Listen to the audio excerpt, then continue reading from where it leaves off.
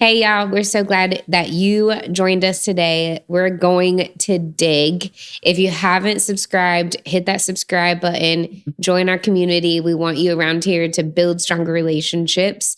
And also, it doesn't cost you anything. Just give us a little like. Just helps more people see these videos. So before we get started, we did want to make a disclaimer and give y'all a heads up that the thumbnail is not clickbait. It is for real. We are going to talk about... We're going to talk about it.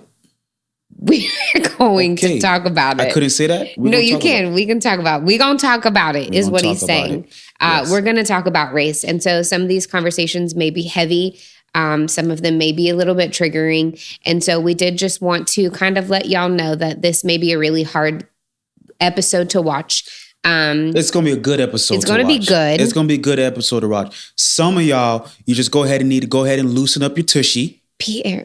Relax, right? We're not therapists. I'm going to say that right now. We're not therapists. We're not your shrink. We don't have all the answers. We don't have all the answers. Again, we are letting you into our personal conversations, our own chats on things that we've encountered in our walk and in our life, challenges that we have faced and how we've overcome them. And so our racial difference, our culture differences, a lot of that has caught up to us in the last few years. We weren't aware of it at the beginning. So we want to give you guys just a disclaimer, letting you know that, listen, if you got a bad attitude, if you're just here just to judge, go somewhere else. I'm gonna say that right now, right? See you later, haters. Somebody said the other day, right? If you got bad comments, go take a walk. Like, I've never heard that. Like, you literally was the one telling me that. You was telling me that someone told you the other day. Like, if you want to jump in the comments and just talk trash, take a break, take a breather, take a walk. They said take a walk outside. The weather's nice. Now you remember. I do. Now everything just came back to you. Right now. I have no idea what you're talking about. You treated me like I'm crazy. It was literally you that told me the story. Listen, it's all love here, y'all. So we love you guys. Thank you for joining in. And so again, we said it, just warning, there might be some triggering topics, things like that. This is not to trigger no one. This is not to go viral. All right. This is to give value. We talked about it every single time. And so let's dig. Let's dig. Okay. 2008, the summer. Mm-hmm. And you were on your way. You were flying from Florida to Indiana to come pick me up because you were going to drive me down to Florida. I was moving to Florida to live close to you, to start dating you, like, seriously. And I think my dad was even on the way to pick you up from the airport. I could be wrong in remembering this, but I think my dad was picking you up from the airport and I was at home, and my mom, she pulled me into like the master bathroom. I remember so vividly, like, standing in that bathroom, and she started to just have this conversation with me, and it has stuck with me for all these years. Yeah. I actually 16 years ago. 16 years ago. I actually took the time last month when I saw her to actually thank her for this very conversation. Wow. Because it impacted me so largely, but it was basically a conversation about marriage. And what she told me was, marriage is hard no matter what. She said, I know that now her and my dad were not in a good place in that season. Yeah. And so she was telling me that marriage is hard no matter what and no matter who you marry. She was like, but if you choose to marry someone outside your culture, it's a little bit more challenging. Yeah. And that it comes with another level of difficulty. And she was like, but we have always raised you kids to know that Jesus died for everyone and that everyone is equal. And so she said, so if you believe that Pierre is the one for you and that you want to marry him, she said, we will 100% support you. And she was like, but I just want you to know what you're getting into. Yeah. And she went on to, share some factors of, that there will be places in America that you cannot just go move and live comfortably and safely. She shared with me some things about, like, some women in the culture, they may have a problem with me being married to a Black man. That there are certain things that would come with our kids and trying to blend those cultures of mixed kids. Yeah. But she was just very blunt about those obstacles. And those are just some of them, right? There's deeper ones. There's, more surface ones. Like, there's a range of difficulty things that come with marrying outside your culture. Yeah. But her point was, you need to know that this could be harder, but you need to know that if you choose it, we support you. And that was huge for me, because it's one thing to know you're walking into something and you think it's just going to be all roses. Right. It's another thing to know, like, no, this could make it harder, but I choose the choice. I have the choice, and I choose to make this decision. And so I was always so grateful that anytime we did come up with things against our cultures or race or whatever difficulties we've experienced, I knew what I was getting into. Yeah. Yeah. And I mean, and your grandma too, she was like 80 at the time, 80 something at the time. And I remember that being a conversation too. I think she was in her 70s, but she was Midwest, born and raised in Illinois, my grandma. And my mom said, she was like, your nanny may give us a hard time. She was like, but she'll be fine once you marry him. And my nanny ended up loving you so much. Like she treated you just like you just got one really of the grandkids. Country too right now. I know. I can't. It's my nanny. I'll miss her so much. Yeah. So what's interesting is I do try to cover up my accent a lot, guys. And so when it comes out, I just can't help it. Have I ever told you guys the time where Danny Lee, sometimes she gets confused what culture she wants to be part of?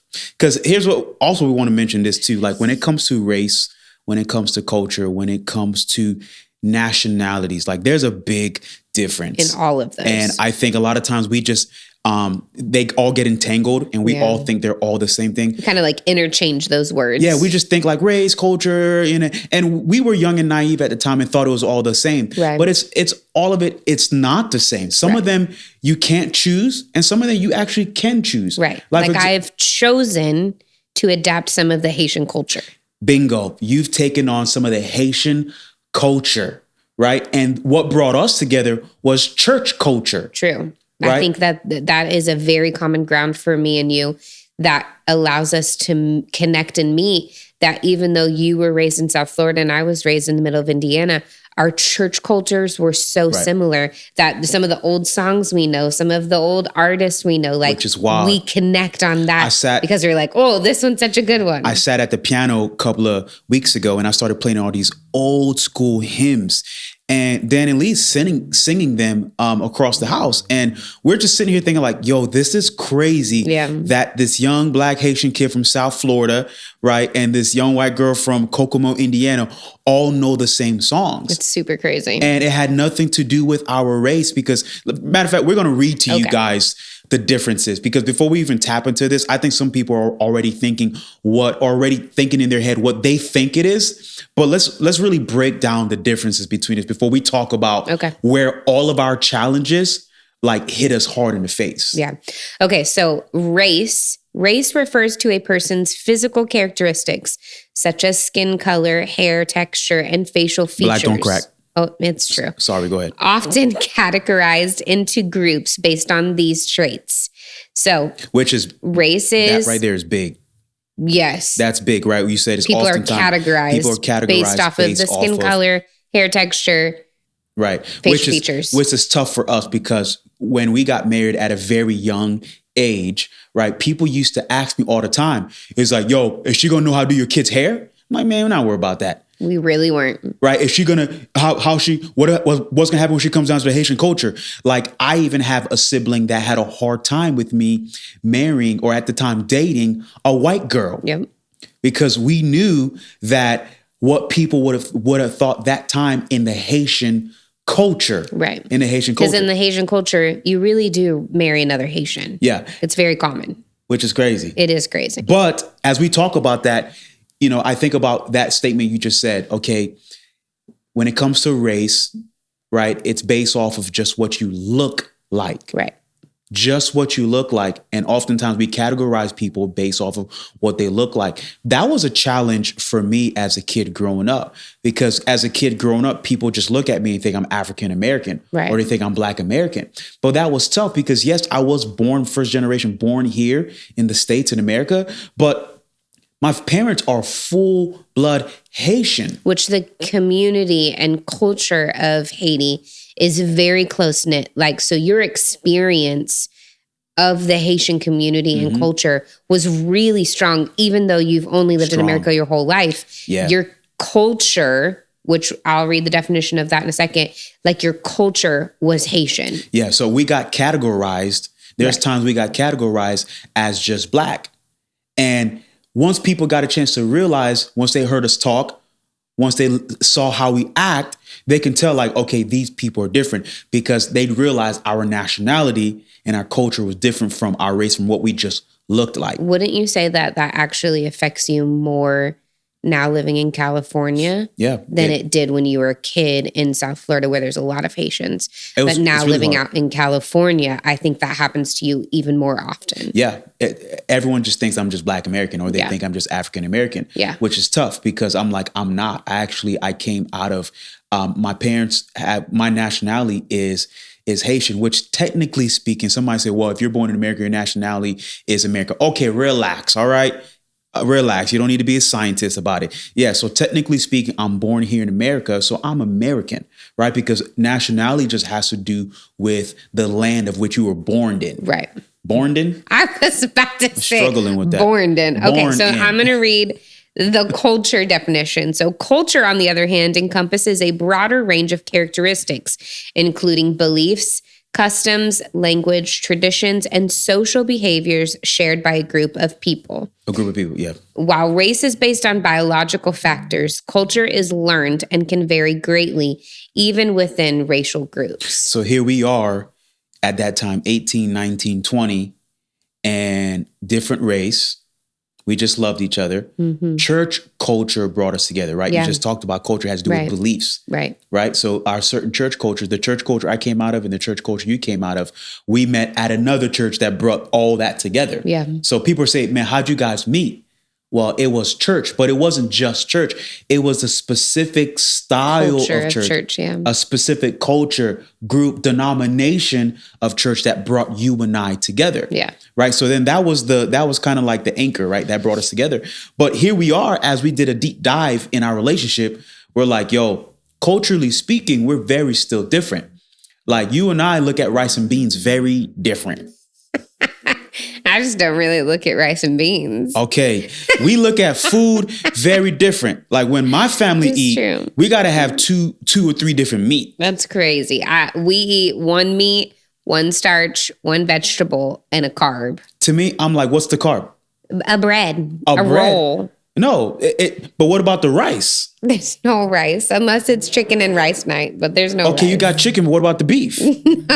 Chicken and beef. It's a casserole. A casserole. What is a casserole? It's all of those things dumped in one dish and baked in the oven. That sounds like a garbage can.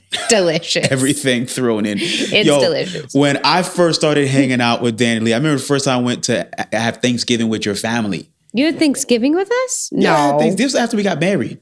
No. Never Thanksgiving with my family. Really? Oh, it was one of them. Christmas. Okay. It was one of them. That's all right. Saying. I couldn't tell the difference. We never missed Thanksgiving with your mom. Okay. I couldn't tell the difference. All right. It was one of the meals. And I remember I sat at the table. I could smell the food. It smells good. You know, your mom was cooking. I think you were helping her out, things like that. And I'm like, yo, I can't wait to eat. I'm starving right now, son. I cannot wait to eat. Son. So we all sit at the table. You know, we're just getting the plates, all that stuff. And we prayed. I think on the table was just already the rolls. I think the bread rolls. I told you it's bread rolls, right? Bread rolls, which I couldn't wait to tap into them bread rolls. And things were good. So, all right, the salt's there. The pepper's there. They're together, of course. You know, in my house, the salt was over here. The pepper was over there. You know what I mean? Growing up, we just don't know where it was. It's like, what kind of salt you want? You know what I mean? What kind of salt you want? You know, and Dan Lee's like, I'll make you a plate. So I'm like, okay, cool. I want her to make me a plate. She comes out with the plate. It has like 2 slices of ham. It has like 2 scoops of like mashed potato. Oh man, I had no idea. 2 scoops of mashed potato. I think the other thing could have been like corn or something like that. Yep, corn. Mashed potatoes, corn, ham. Guys, I'm sitting here. There might have been some mac and cheese. It could have been mac and cheese instead of corn. So I'm sitting here. I'm looking at this plate. None of the food is touching each other. Because that's a problem already. If the food's not touching each other, there's not enough food on there. Oh my God, I hate when my food touches each other. But Once I learned Haitian culture, you just dump it all in one pile. If the food is not touching each other, then someone needs to go back in there and cook some more food. My mom's going to kill you for this. So I'm sitting here, I'm looking at this plate, and I'm just like, I'm looking, first of all, for those that are watching or listening on Apple or Spotify, you can't see my gesture right now. So go watch on YouTube. I'm looking at this plate and I'm just over here looking back at the kitchen. I'm looking back at the kitchen. I'm like, okay, maybe they're coming out with the other food, right? The pork, the fish, the rice, the beef, We all sit down and we about to pray for your dad's going to lead us in a prayer. And I'm looking at this food. I was like, okay, all right. The ham, man. I know. The mac, I know. All right. All this looks good. And it was great. I mean, I had good food. I mean, I had three. I had to have three plates. 3 plates, yeah. But in my head, I'm thinking like, where's the beef? It's literally like, guess who's coming to dinner? Like, it was verbatim that. And in my culture, in the Haitian culture, if there's no rice, it's not a meal. That's true. It's not a meal. It's all appetizers. So I had 3 plates of appetizers that day. But that was light, right? We're just kind of chilling right now. We're kind of just talking about little things. Listen, we still haven't even talked about raising kids. We still haven't talked about when a white girl comes down into a Haitian culture down to South Florida. You came to our church. Mm-hmm. I mean, people was like straight, like mean dog you. Not everybody, but people were straight sizing you too. Oh, for sure. Because they're trying to figure out, who is this? Who do you think she is? Yeah. For sure. Somebody just jumped on our YouTube chat the other day talking trash. They did. Right? They said, someone said, I'm too weak to get a black woman. They did. And I was like, hi, haters. But I remember even when we got engaged, like our home church, the women there was lots of Caribbean women there. And so they were Jamaican, Haitian, Panamanian. And like they intentionally pulled you aside after we got engaged and asked, why are you marrying a white woman? Yeah. Or a white girl. At that time, I was a white girl. That's wild. It's crazy. But you would tell them, like, I didn't seek her out because she was white. I fell in love with her and she just happened to be white. Yeah. Man, I think the biggest challenge, honestly, for me has been overcoming the year of 2020.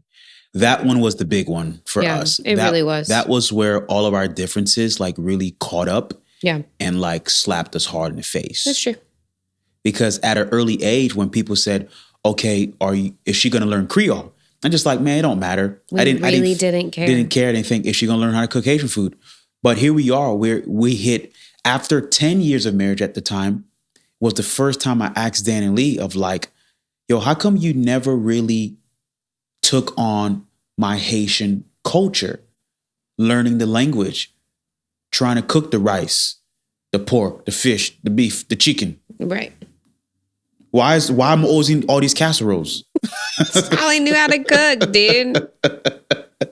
I know we're joking. I'm still not good at Haitian food. The only reason we're joking right now, y'all, is because we've overcome and we want to share with you guys the things that we've done and really talk about the truth about it. Like people look at us, people see our family, they look at us, they see pictures like, man, you guys are just a picture perfect family. You guys look like you guys belong in the magazine.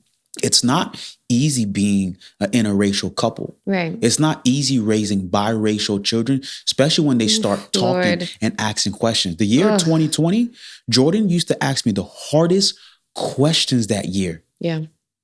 It's even still hard in this season with him. He has so many questions, like saying, he'll say things like, I'm black, like, and it's true. Yeah. But just crafting that balance and grounding him in their roots. That's how us, like me learning Creole started, was because in 2020, you asked me those questions like, why did you never want to learn Creole? And in my defense, at that, like the last 10 years, you had always said, it doesn't really matter to you. I didn't think it mattered to you. Yeah. And then in 2020, it came and we had just had Brooklyn. And it just flashed before my eyes of an 18-year-old girl standing there saying like, why did you never teach me who I am? Yeah. I remember there was a really big impact on me when I moved from Indiana to Florida. Y'all Floridians, everybody asks you, what's your background? Yeah, where you from? I didn't have that answer. Yeah. I'm American. I'm all American is what I would say. And people would laugh at me because they're like, no one's from America. Yeah. Like I didn't have those answers. And I'd ask my parents, like, where are we from? And even my parents didn't have a ton of knowledge of our background or our history because in the middle of America, it's actually not that emphasized either. It's not a melting pot there. So no one really cares to ask those questions. Later on, I found that, I did have some family in England. I do have some German, so like some of those things I found out, but so I had a little experience of that of like, I don't know what to tell these people. I'm as American as we go back as we know. Yeah. And so when I had that vision of an 18-year-old Brooklyn standing there looking at me and saying, Mom, why didn't you teach me these things? Yeah. Like it really changed it. Do they even know the names of our kids? I don't think we've ever told them. Oh, okay. Well, Brooklyn is 4. I guess we should Brooklyn Eve is 4. Yeah, I guess we should do like Meet the Aristos type of thing. Yeah, Meet the Aristos. We have to do that one. Yeah, no, but it's real. And Jordan is 10. Jordan's 10. Jordan's definitely in this phase of like he wants to be cool and swaggy and wear a chain necklace and he wants to be a football player. Yeah, and it's honestly his culture. Like it's really. Yeah, I didn't realize how challenging it would be to marry outside of my race.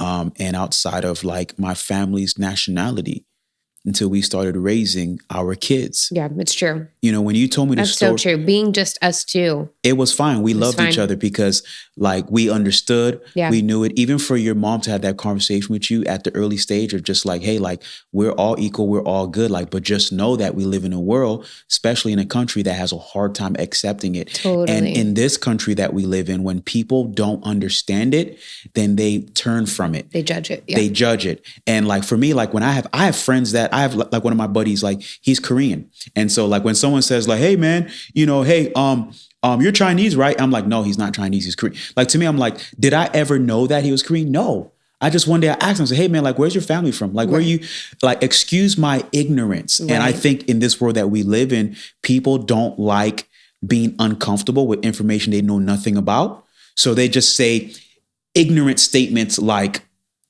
I'm going to say it, like all lives matter. Right. Because really it's a statement to say that I don't know anything about brown. I don't know anything about yellow. I don't know anything about white. I don't know anything about brown. I don't know anything about red or all the other colors. So then we're just going to say no colors matter. And to me, I think I don't want to get all spiritual, but I'm going to say this, like, I think it's an insult to God when we don't want to acknowledge his creation. Sure. I love the fact that we're different. Let's talk about it. Sure. I want to gain a better understanding of your race and your background and then your culture. And then because culture can be changed, there's certain things about your culture I adopted. Oh my gosh, it was so crazy. I honestly, as an American, I don't think of culture very strong in our world. Yeah. But because we live in because we live in your country. Because you live in your country. But when you said like, Danny Lee, Coke is your culture and not cocaine, guys, like Coca-Cola, like my hometown is huge.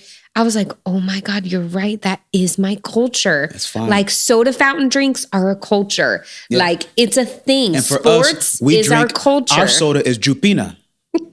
You ever heard of that one right there? I have heard of that one. You know why? Because I've adopted a Haitian culture. Hey, you remember when I used to buy the Maltas? Yes. And put them in our fridge? Them things was like 600 calories, boy. So much sugar. They don't taste good. No, you better watch your mouth. You better wash your mouth. But what I'm saying is like being us is not as easy as people think. It's not as easy as it looks. As it looks. And we've worked hard. So yes, in 2020, in that experience, I did start learning Creole. Thank you. Shout out to Duolingo. If you want to, support us, that'd be great. Yeah. So Duolingo teaches me Creole and teaches my son Creole. And I did accept to start eating more casseroles. That's true. And I love that. I had never really, so that was one thing I really struggled with Haitian food. My palate just never adjusted to it. I couldn't. I tried. Sure. I tried everything your mama made for me. Mm-hmm. And I always talk about your mom made me oxtail for the first time and she spoiled me so hard because she actually took the oxtail meat off the bone, which is like no one does that in the island community. Like they don't usually take it off the bone. You leave it on the oxtail bone. Your mom made it for me like a beef stew, and it was the most amazing meat I've ever had. Speaking of my mom, for those of you who don't know, my mom did pass about a year and a half ago in 2022, September 1st, she passed. But her, and I'll have there's a whole nother episode we'll do just talking about the passing of my mom and what that was like, what my relationship was like. Where, as you guys know, this channel is all about relationships. And I actually had a solid relationship with my mom. Yeah. I haven't shed a tear since she's passed. And people say, oh man, you're probably not talking about it. No, we talk about it. I actually have a picture of her right now in our living room. I'm looking at a picture of my mom right now. I keep one in my desk. Like, we talk about her all the time. She's still part of our life. And we know that one day we're going to see her again. But we're going to talk about it another day. But can we talk about the Haitian food that they had at her funeral, though? That thing was, was bomb. Okay, so there is a mac and cheese. You're right. There are few things, and that food was fire. It was fire. So good. It was spicy, too. It was literally fire, but it was delicious. Okay, so there are few. I can be picky, but there are few Haitian food that I will get down with. And I do love a good griot when we go home. Let's go. But it was honestly hard work for us to really accept the fact that we were very different. Yeah. And that just recently happened a couple of years ago, of just like 2020 when the whole George Floyd thing happened. Yeah. The other kid, Elijah, who passed. Ahmaud Arbery was the big one. That one literally felt like it shook our actual family and house. Like, that one shook us to our core. And for those of you that are listening to this and saying, like, why are they making such a big deal about this? That tells me, first of all, how small-minded some people may be, or how small their circle may be. That's true. Like the trauma that's happening at the border, things that are happening in Mexico, things that are happening in Haiti, like that hits home to us. Right. We have people and know people that are affected by that. Right. And so I'm saying I vote left or right. That's not what this is about. We're not talking politics. What I'm saying is to gain understanding about someone else that's different from you. And their experiences. Like, I think that is where it really, really changes, is not to just know someone, but to know their experience. Yeah. And there's so much that I could go into politically that I don't want to. Yeah. But knowing my friends and my coworkers' experiences, knowing your experience, knowing your family's experience. It's all different, because when my dad came from Haiti to America, like Haitians were not respected at that time. Right. They were treated like the lowest level of Black people at the time. Like when I was growing up in elementary, I cried when people found out that I was Haitian. Wow. I cried because I knew we'd get picked on. Dang. And guess who we got picked on by? By those that had the same color as us, because they knew we weren't their race. And then the whole world put us in their same category. But for us, we gravitated towards our nationality and our culture, saying, no, we're not like them. So my whole childhood growing up, like I know, like my older brother, like he got jumped and beat up for being Haitian. Wow. I remember the turn for when being Haitian, like, wasn't cool to like being cool, when people got a chance to understand us. And all it had to do with was ignorance. People just didn't know. They didn't understand. So they either made fun of it, they turned it, or they just prejudged, made up in their mind who they thought those type of people were. My whole Jordan's age, I cried. That was one of the reasons why, for those of you who don't know, like my childhood, like I went by the name Peter all the time. One of the reasons why I loved the name Peter, because once they heard Peter, they was like, okay, cool. They just knew he was American. But in Florida, when you heard the name Pierre, you already knew you were Haitian. You was Haitian. That's crazy. And my childhood growing up, like, you got picked on. You were made fun of. I remember when in high school, like, I remember the turn. I was middle school, high school. One time in high school, one guy came to me and said, hey, man, what's up, man? I was like, hey. He's like, you Haitian? And I was like, yeah. And he's like, okay, ça passe, man. I love Haitians, man. Y'all cool. I literally did not know how to respond to it. That was the first time someone said, apparently, again, we live in a world where someone, once they gain understanding and they realize these people aren't a harm, they're not a threat, right? So imagine that's my upbringing growing up. We were taught to stay out of the way of white people. It's crazy. Because this wasn't my parents' mind. This is not our country. We weren't like Haitian people have different history from African Americans, who came. We have different history. The Haitian people came here because they wanted to come here. Right. But they knew this wasn't their land. So imagine that being your whole upbringing growing up as a child towards white people, towards brown people, towards yellow people, towards red people. And people saying like, man, yo, they're saying all these colors. Listen, there's nothing wrong with us being different. I have friends that are all the different colors and say, man, yo, these guys are racist. I'm not, first of all, racist. To me, there's only one race. We talked about this before we started hit record. There's only one race, and it's the human race. Right. It's a human race. God loves every single one of us. He died for all of us, and we all bleed red. These bodies are just vehicles. And I love the fact that we all were made different. But what hurts us is when we choose not to understand the other person. So we were just going up, we got married, we did our thing. In my culture, they thought once I married a white person, this is going to be hard for some people to hear, that it was like tailwind for me. That's crazy. While you're getting a conversation saying that, hey, it's going to be hard marrying a black man, in some cities, some states, some areas, you'll have a hard time because people will just automatically see the man that you're married to. And I was taught like, hey, that's what's up, man. You got the move up. You just stepped up. It's tailwind. That's what they thought. It's crazy. That things would be a little bit easier for me. And here's the crazy thing. I'll be honest with you, babe. I thought that the first couple of years of our marriage, I just thought things would be a little bit different for me. I would look a little disarming if I had a white wife next to my side. Obviously, that's not why I married you. I married you because I loved you. We made it through some hard times. We fell in love with each other. Right. We were best friends. But in my mind, somewhere deep down, I thought, but you saw that play out in 2020. It caught up. The ugly part of it. It got ugly. Of walking in, gosh, this is so hard. Like walking in Pasadena and being treated so differently if I was with you or if I wasn't. The Ahmaud Arbery story hurt me so bad. I cried. I remember. When I heard that this guy got hunted down for running through a neighborhood. Now, people are going to listen to this saying, well, they said that there was suspicion that he was walking through houses. It doesn't matter. The guy was unarmed and he got hunted down. There's a whole plot against it. And the guy's already convicted. But this is not about that story. Right. So it's about how it impacted us. So those of you that are listening, don't be jumping in chats and talking about that situation.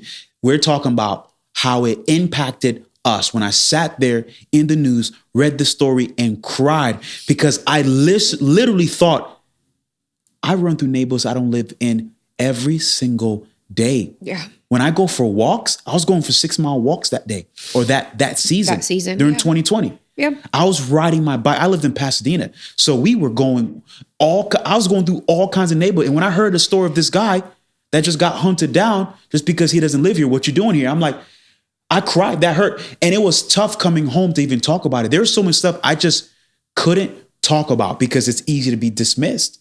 Right. I think I did learn a lot in that season, and like hearing your experience and hearing like how it feels to be you. I think I learned a lot of like how much I was raised to just give the benefit of the doubt to the police officers. Yeah. Like the benefit of the doubt. And like, I had to really realize that like, you can't actually always do that. And it's not true. And, in every story that we mentioned, in every story that happened in 2020, there's factors on both sides of like different, like we can't, like, it's not about the factors of the story. It's the fact of, it's what we said earlier of being able to listen to someone and understand what it feels like to be like in their experience. Yeah. And that was hard to talk about because that was the first year I actually verbalized what I feel like when I'm walking through our neighborhood and it's just me by myself in this black hoodie with a hoodie over my head and having to wear a mask. Wearing a mask in 2020, I literally hated it because people could not see my face. Yeah. They could not see that I was disarming. And walking through, and some people are watching this, like, man, we love you, man. You're great. Yeah, because you know me now. Right. People don't see me and naturally think that, oh, he's a dad. Right. He's a husband. He's a pastor. He's a mentor. He's a leader, that he believes in God. Right. People don't see that. And so when I would do that in the mornings, go for those walks, and then later on that evening, we'd go as a family, the type of attention that we got as a family, honestly, like it was like, and I said this to you back in 2020, and you probably haven't heard me say it since because I've been able to release that, but you were my shield. Like I was able to hide behind you and the kids sometimes. Yeah. Walking through the airport is just different with you and the kids by my side. Yeah.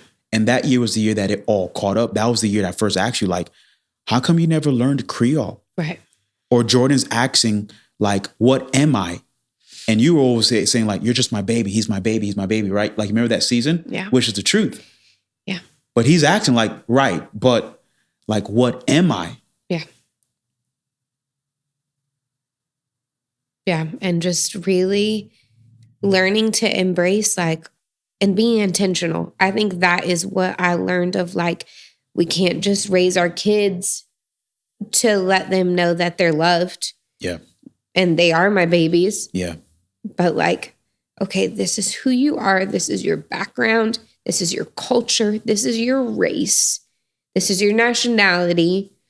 You know, but even with Jordan, like, I have to work really hard to be like, no, Jordan, like, you are Black, but you better not forget you got all your mom's personality. Mm-hmm. Like reminding him that he is both you and me. Yeah. Yeah. It's yeah, man. It's hard because I think some people that might be listening to this, you guys are listening to this thinking like, why are they talking about this so much? This is the conversation that we have in our house sometimes, because as we raise these little kids, when you see our 4-year-old baby girl, Brooklyn, naturally, everyone's going to think she's the prettiest girl in the room. Everyone wants to know, what is she? The older she gets, right, she's going to walk into the room with how she looks. And so for us, it was very important for us to have a conversation of like, baby girl, it doesn't matter how you look, right? You are smart. You are God's daughter. Yeah. We love you. Mommy loves you. Daddy loves you. But just know that we live in a world that sees you first. Yeah. And she'll be told she's the prettiest girl in the room her whole life. Yeah. And so what we don't want is 18-year-old Brooklyn, 30-year-old Brooklyn walking around this world like she has certain rights or privileges or whatever understanding that she walks into a room. And it's like, no, you just have to know when you walk into a room, people see you first before they hear you. Right. Once you start talking, they'll realize like, okay, like even for me, that's what happened. When I walk into a room, people realize that, okay, this guy is he's not just African-American. Once I start talking, they're like, okay, what's wrong with his accent? Why does he sound like that? Why does he say the word that way? And why does he say it like that? And then they're like, okay, his name is Pierre. All right, something's off with this guy. All right. Okay. But those are the conversations that we've had in our household of understanding. And, you know, we've come to an agreement that it's a choice on what we decide to pass down to our children and teach them. Because this land ain't my land. This from California. I'm sorry. Just had to. Even though I was born in America, so technically speaking, my nationality is American. Right. But I came out of a Haitian culture. Right. So I learned the language. I learned everything about the food. I learned all the songs. You know, I went to Haitian churches my whole childhood coming up. Right. So when we look at police officers, we don't think they're on our side. Right. We don't give them the benefit of doubt. Right. We just think, hey, man, this ain't even our country. And we were literally taught, if something happens, run straight to an officer. When you first told me that, I was like, when something's go wrong, run to an officer. Yep. Find a cop. If you get lost, if you get separated, you run to a police officer. And so we've made a decision to say, you know what? We're going to educate our kids on all the above to give them a full understanding of, like, first of all, the officers are here to protect us. They're here to serve us. There are some crooked ones. There are some messed up ones, jacked up ones. But I'm going to teach them the truth about their role and what they do. Right. And also get them to understand, now just know the world that we live in. Because of someone's race, we read it earlier, people can get categorized into certain groups. Right. And because of the way that mommy looks or daddy looks, right? So I always taught you that. Like, I always taught you how we saw officers. Yeah. So coming up as a Haitian, we just stayed out of the way. Right. And so for you in this land, when you hear the national anthem, you get all teary-eyed, you start crying. To me, I'm like, what are you crying for? We're like, oh, take your hat off, dude. I'm like, wait, what? You think my Haitian parents knew anything about a national anthem? That was your culture. Yeah. My grandpa fought in World War II. There you go. Yeah. That's your nationality. Pride. It was the pride of that. And that's totally fine. So I've adopted that. So I'm like, all right, cool. We'll take off the hat. We put it over what side? The right side. I'll try to fabricate some tears. You know what I mean? Or I knew that was your culture. But what I love is that you knew that wasn't my culture. Right. We didn't have American flags in our house. Right. Right? You guys did. Yeah. We had the Haitian flag in our house. It's true. Yeah. Like, you know what I mean? Like on July 4th, we celebrated just because it was off. And you go to the beach. And we went to the beach. I know. But January 1st, you got to have some soup jumu. Because January 1st was a big day for us because that was our Independence Day. Mm-hmm. So here we are in America celebrating Haitian cultures. So we made a decision to say, like, we're going to teach our kids just the truth. So Jordan, even for him, every time he sees cops, I say, buddy, wave. Say hi. He said, police officers. I said, hey, guys, wave at the police officers. It's great. He knows how I feel. He knows I get all nervous. And even though I didn't do nothing, even though he knows how that. But to me, it's just the point of just educating our children. And teaching them healthy boundaries, healthy respect, healthy approaches, like not bleeding all over them, I think is important too. Like giving them a good rounded balance. So like we'll tell Jordan when he gets older, we'll explain more things to him, but and we don't know the perfect balance. We don't know how to do it perfectly. That's parenthood. And if you are not concerned every day that you're not screwing up parenthood, then you're probably not doing it right, because it is a constant battle of which way do we go, this way, that way. Is this too much, not enough, all of the above? But I think it's so important to share those things with them without bleeding all over them and sharing with them when the time is right. And I think that's where a lot of people and the generations before got it wrong. They bled over the next generation. Yeah. Right. So I have African-American friends that have chips on their shoulders because of their dads or their parents or their relatives or their uncles. Yeah. And they're walking around feeling a certain type of way. And I'm like, man, you are like 5th, 6th generation. How do you know that? Because that bitterness carried through all the generations. And vice versa.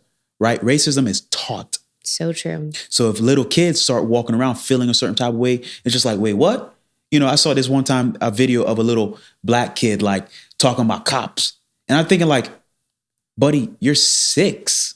It was a YouTube video, 6. Crazy. He was 6. I'm like, oh, that was taught. Yeah. Like the 3rd grader in Jordan's class that told him he didn't belong in the school because he wasn't Mexican, but because he was black, he didn't belong there. It was taught. Yeah. That's what conversation was happening at home. Or how they're having conversations now, someone called him a monkey. Mm-hmm. And we had a conversation deep about it, wait, how do we teach him about this? And first of all, I was like, well, first of all, what I don't want to do is take away his innocence. Right. Because sometimes 4th graders are literally just talking about monkeys. Yep. They're literally just talking about monkeys. And so what I don't want to do... 4th graders are weird, y'all. Yeah. What I don't want to do is force him to understand all the things that are going on in the world. That are implied of a monkey. There you go. Yeah. We know that, but I'm not going to bleed on him. I'm not going to go knocking down his school door saying, who called my son a monkey? And we found out it was another 4th grader and they were all picking animals for each other or something random. Right. Well, literally the teacher said they all call each other a version of a monkey. There's like something else that goes with it, like silly monkey or whatever.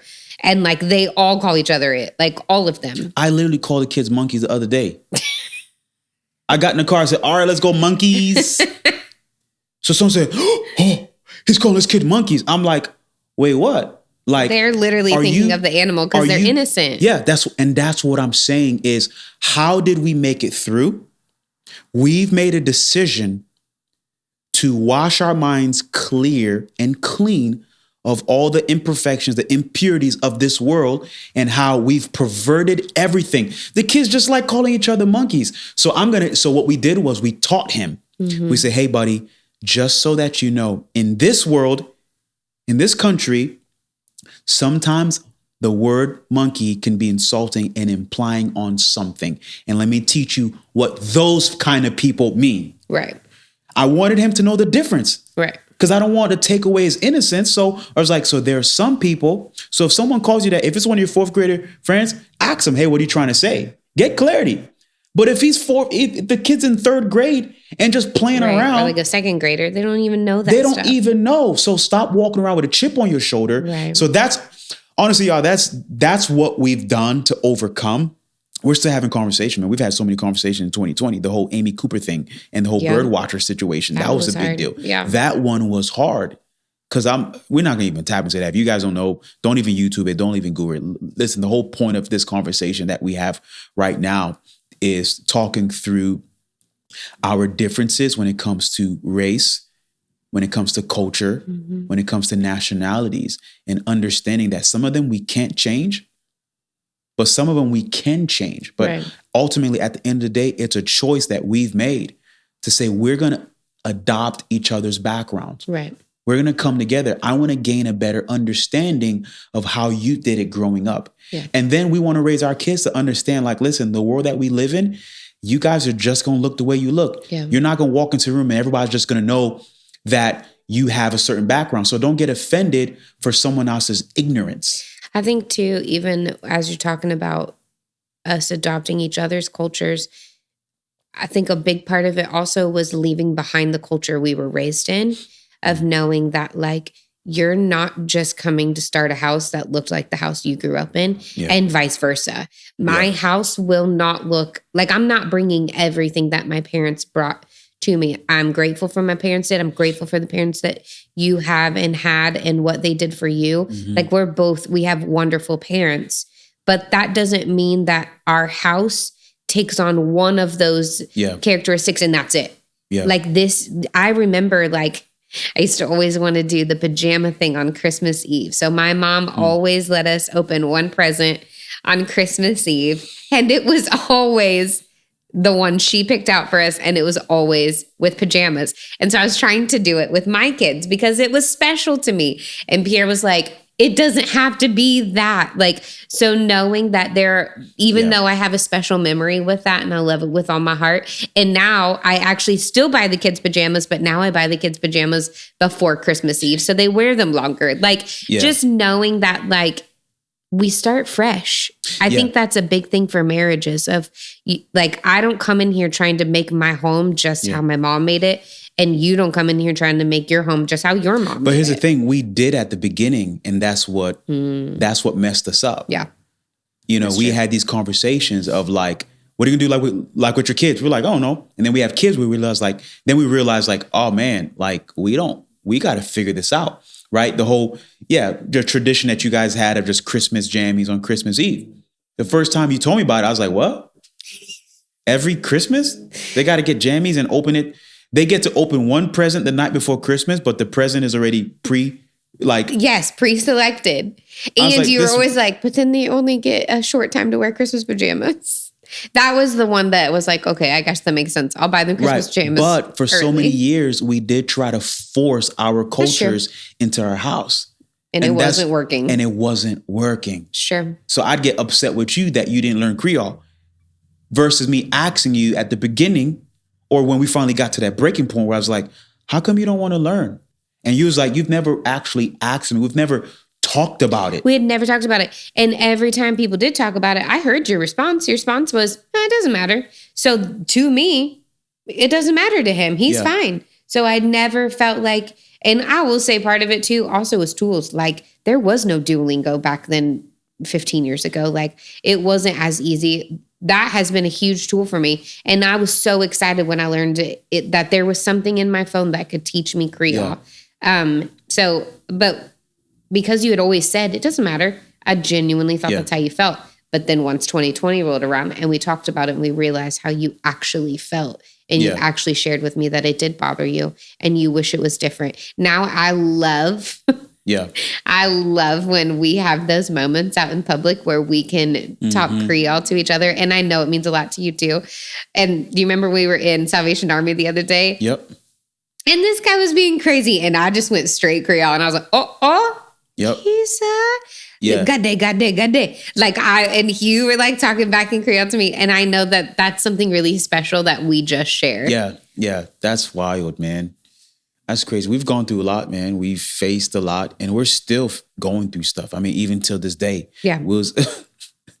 We're not even talking to share about the stories that happen currently, like when we're at the gym or when we're in restaurants or when we walk into places or when people need to describe me, right? Like at church or at the gym or those type of things, man. Yeah. But at the end of the day, like it's a choice that we've made on how do we want to see it.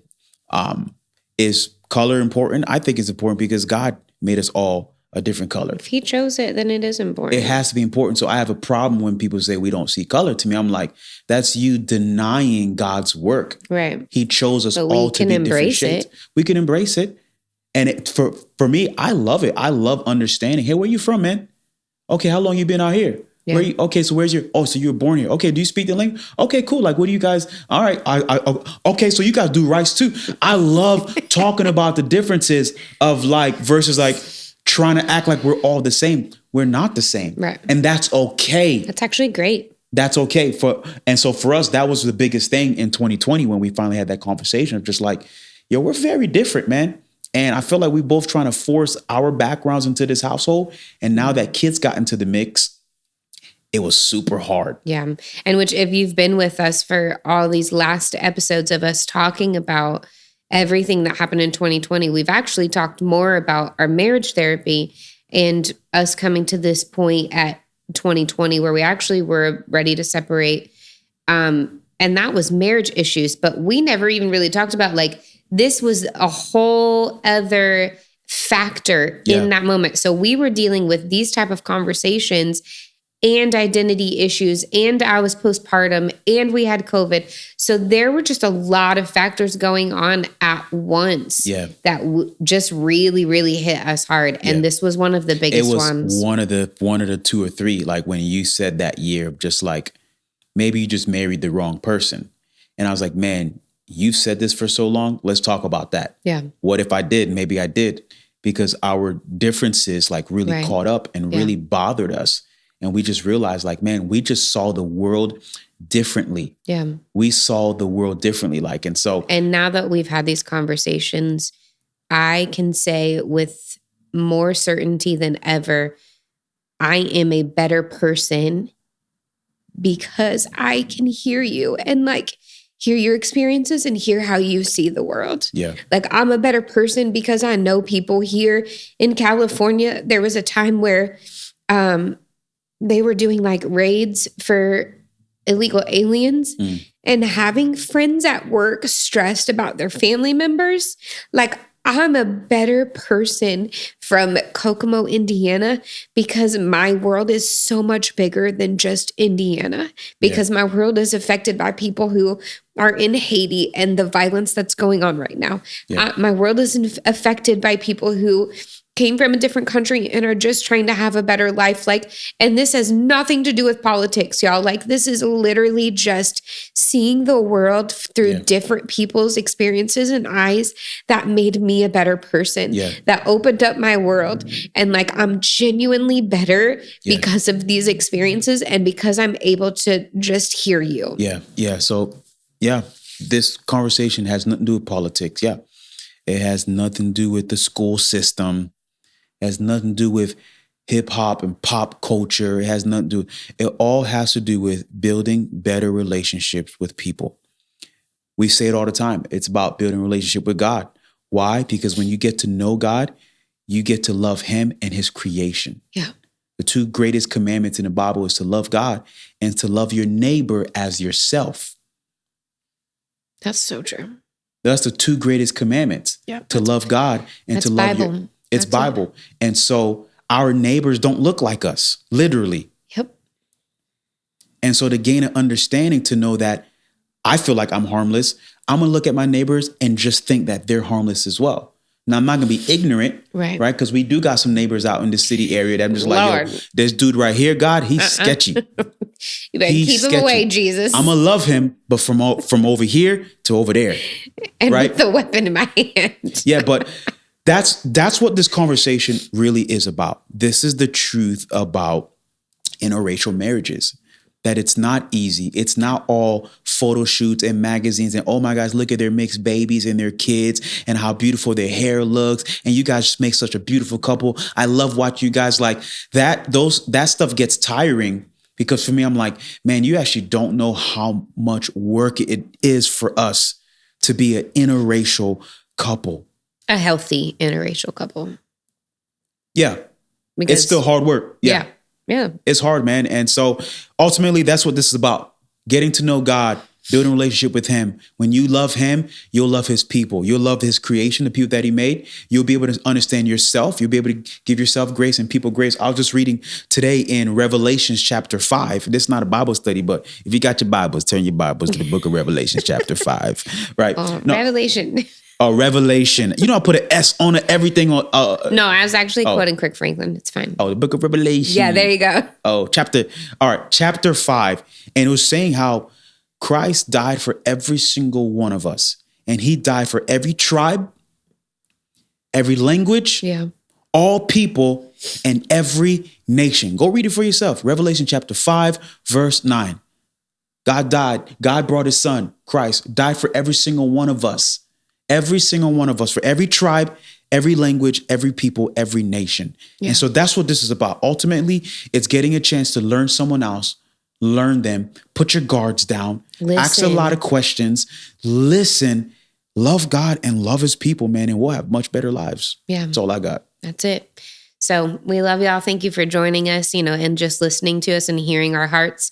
We really just wanted to share our experience and what we've had to fight through. And what we've had to learn. And I said it before we hit record.